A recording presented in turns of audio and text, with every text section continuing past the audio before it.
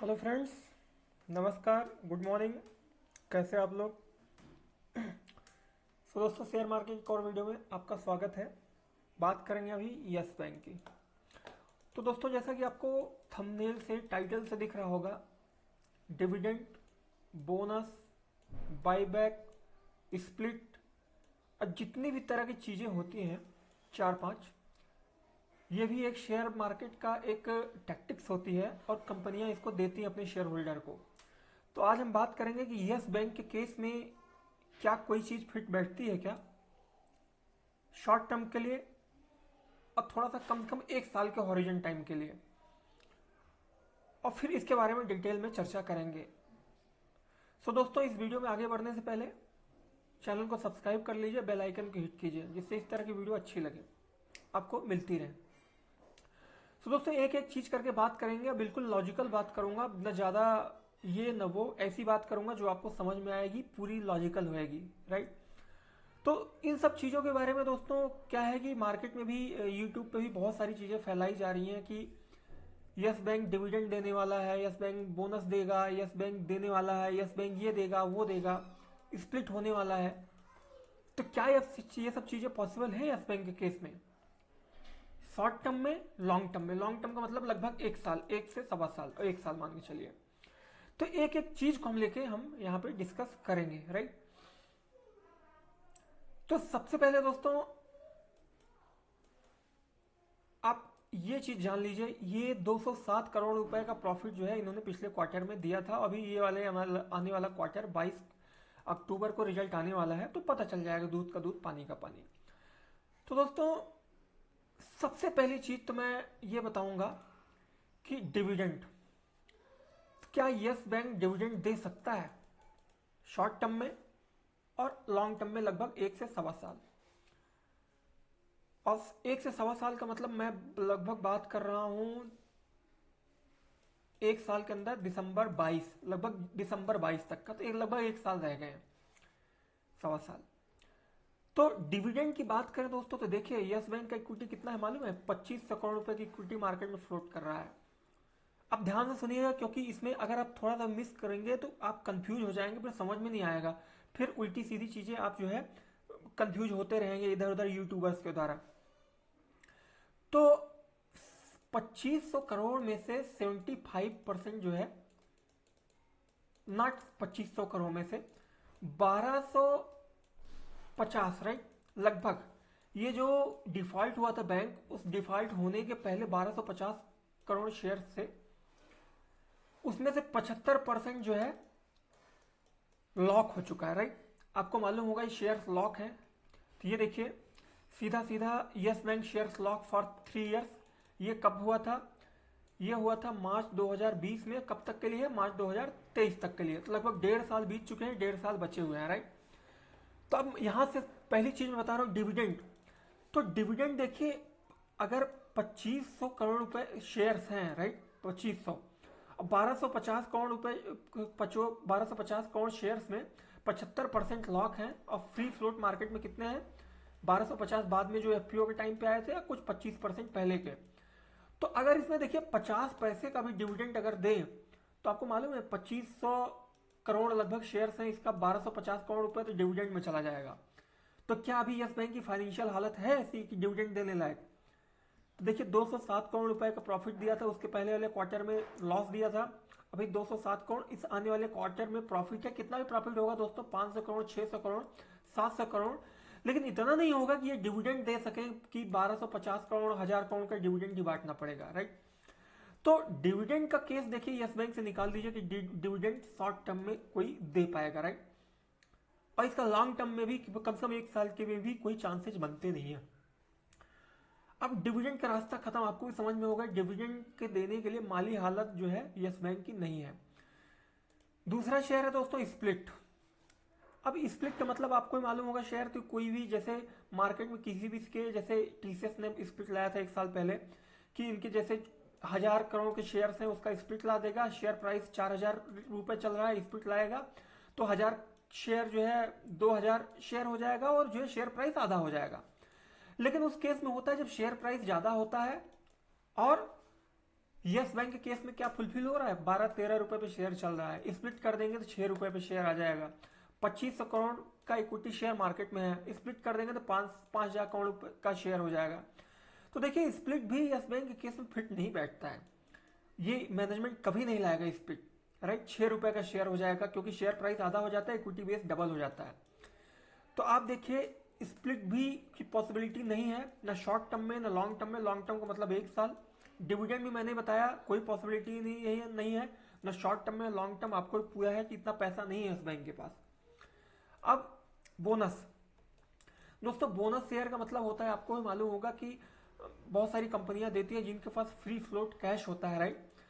Free float cash होता है कि वो अपने शेयर होल्डर को गिफ्ट देती हैं कि जैसे 2 रुपए का पर शेयर दे दिया ऐसे करके। तो यस बैंक में देखिए सेम चीज वही डिविडेंड वाला केस है। पैसे इनके पास है ही नहीं है क्योंकि 2500 करोड़ का जो है शेयर कैपिटल है, और इसके बाद जो है इसमें एक एक रुपए 50-50 पैसे भी देंगे तो 1250 करोड़ रुपए का जो है इनको पैसा ही देना पड़ेगा बोनस। तो बोनस का भी देने का कोई चांस नहीं है क्योंकि यस बैंक की माली हालत सपोर्ट नहीं करती है, राइट। अभी तक दोस्तों आप ध्यान से सुनिएगा आगे की चीजें, अब यही पे क्लिच है जो आपको सुनना है समझना है। डिविडेंड भी आपको मालूम है नहीं, यस बैंक इतना पैसा नहीं है, स्प्लिट नहीं पॉसिबिलिटी है क्योंकि उस हिसाब से प्राइस सपोर्ट नहीं करती। बोनस पैसा नहीं है, अभी पैसा सपोर्ट नहीं करता यस बैंक को। अब आएगा बाईबैक। दोस्तों बाईबैक, पहले आप बाईबैक आने का मतलब समझिए, बाईबैक होता क्या है, फिर मैं आपको बताऊंगा कि बाईबैक की पॉसिबिलिटी क्या है। बाईबैक का दोस्तों मतलब होता है कि शेयर में जैसे इक्विटी कैपिटल 2500 करोड़ रुपए का है, शेयर 2500 करोड़ का। बाईबैक का मतलब होता है कि कंपनी अपने ही शेयर को जो है खरीद ले और जो है मार्केट में फ्री फ्लोट जो इक्विटी है वो खत्म हो जाए, कम हो जाए। जैसे 2500 करोड़ का इक्विटी है, मान लीजिए बाईबैक का अनाउंस कर दे। बाय द वे अभी ये नहीं बोल रहा हूँ करेंगे नहीं करेंगे, मैं एग्जांपल दे रहा हूँ कि 1000 करोड़ रुपए का कैपिटल का इक्विटी का बाईबैक लाए, तो 1000 करोड़ का बाईबैक लाने के लिए मालूम है 13 रुपए पर प्राइस है, और 1000 करोड़ लगभग 13,000 करोड़ रुपए इन्हें देना पड़ेगा, राइट। और तब इक्विटी कैपिटल कम हो जाएंगे, 2500 से सीधा 1000 माइनस कर दिए 1500 आ जाएगा। उस केस में क्या होगा, प्राइस तो दोस्तों बढ़ जाएगा, सीधी सी बात है। लेकिन क्या होगा कि यस बैंक का जो 13,000 करोड़ रुपए देना पड़ेगा, क्या यस बैंक के पास 13,000 करोड़ है? नहीं है, राइट। अब यहां पे एक क्लिच है, आप समझिएगा। एक क्लिच क्या है कि यस बैंक देखिए 3 साल के लिए शेयर लॉक है, राइट। जब ये लॉक हुआ था तो 27, ये स्टेटमेंट बहुत समझना आपके लिए बहुत जरूरी है। 27 रुपए पर शेयर था, वहां से जो है शेयर प्राइस आधा हो गया था, और वहीं पे जो है इनका डिफॉल्ट हुआ तो वहीं पे 25% का जो लॉक इन का और लॉकिंग का चक्कर आया था वहीं पे हुआ था। अब दोस्तों देखिए 25 जो बंदा जो है जिसका शेयर लॉक है 3 साल के लिए, और वो 25-26 पे लॉक था, वो अगर लॉक ना हुआ होता तो वहां बेच के निकल जाता, और 3 साल के लिए लॉक है तो वो कब बेच सकता है वो शेयर, वो 75% वो मार्च 2023 में बेच सकता है, अगर इंतजाम किया जाए तो अभी से लगभग 1-1.5 साल है, राइट।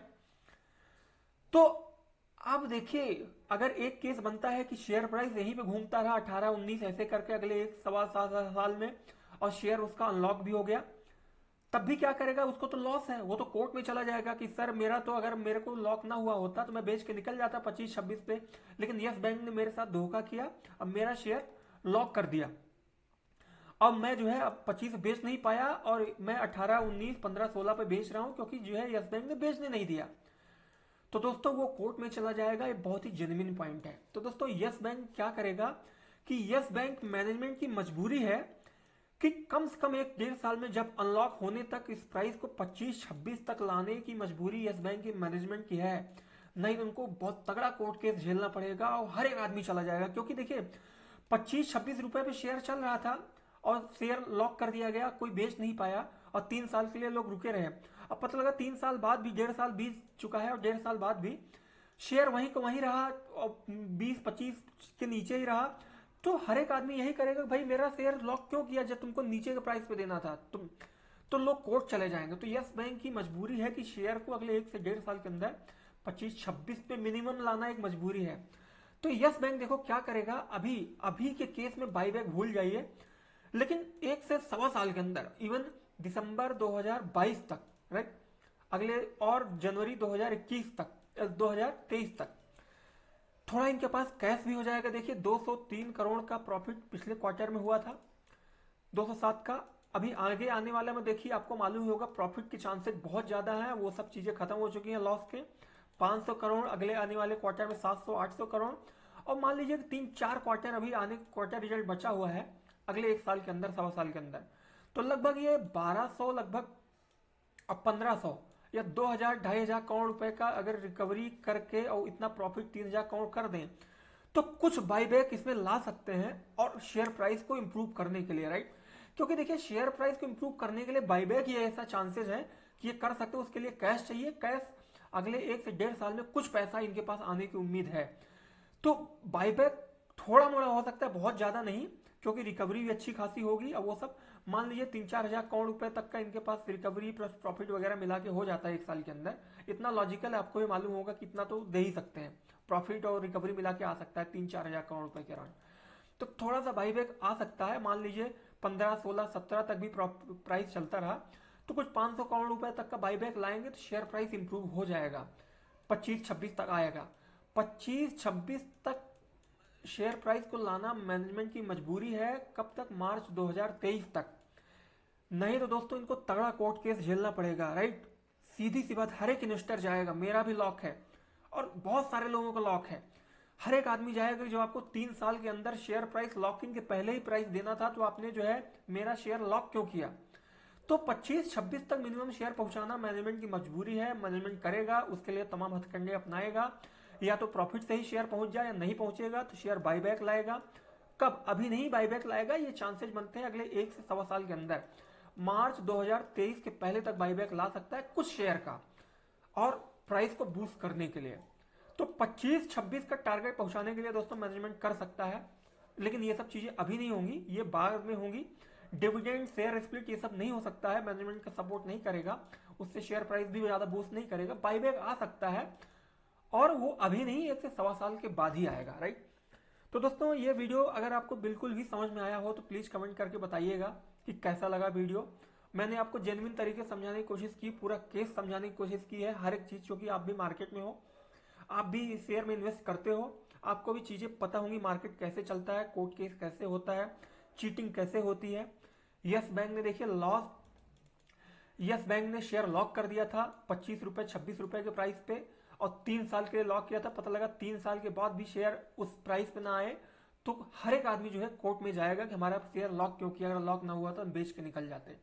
तो 25-26 पे पहुंचाना शेयर के लिए यस बैंक की मजबूरी है, यस बैंक करेगा, लेकिन अभी टाइम है 1 से 1.25 साल, और उसके बाद ही थोड़ा कैश भी आ जाएगा शेयर यस बैंक के पास, और ये जो है बाईबैक ला सकता है।